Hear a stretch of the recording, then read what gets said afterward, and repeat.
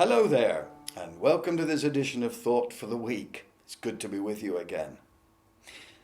I've never actually been a witness in a court case. Never. But I do know what goes on there. After all, we see it every day almost, don't we, on our television sets when we watch any television drama. Oftentimes it takes place in a courtroom. There's a judge. We have a couple of advocates, one for the defense, one for the prosecution. Of course, we have the accused in the dock. We have the members of the jury. Oh, it's a great drama, and it makes good television. Wonderful, isn't it, that Jesus is the King and Lord? That's what he tells us himself when he says, I am Messiah. And he claims to be the Messiah all over the place in the New Testament. And so the case to be heard, if you will, is Jesus King? Is he Lord? And that case is being heard. We have the judge on his seat, and we have two advocates, one for the prosecution, that's the devil, and he's trying to disprove the case. And the other advocate is for the defense, and that is the Holy Spirit. And he is attempting to convince the jury that Jesus really is Lord and King. And in order to do his work, he calls witnesses. Well, that's what all barristers do, isn't it? They call their witnesses to the stand one by one, and they invite the witness to give their testimony. Tell us, please, what you have to say. And then the witness speaks. But it's not quite like that. No, it's more subtle, isn't it?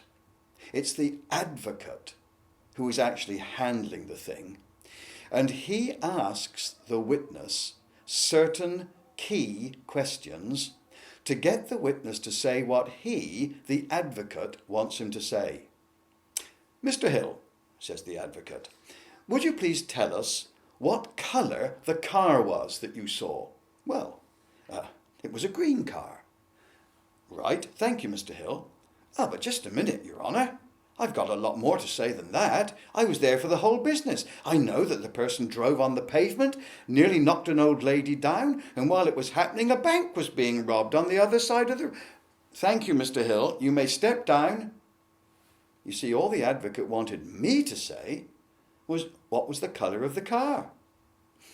So easy, isn't it, to step into the situation with all I need to say and actually to ruin the whole thing. I often think of it as being rather like an orchestra under the baton of a conductor.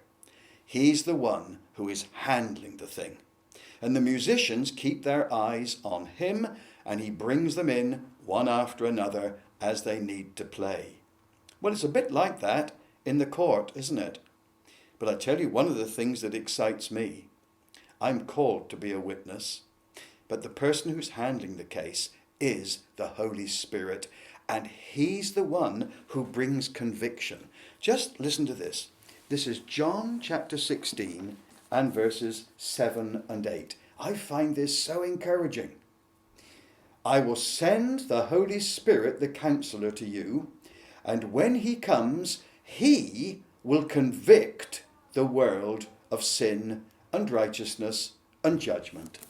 In other words, it is the Holy Spirit that brings the conviction as far as a person is concerned. I am not responsible for that. I'm so glad.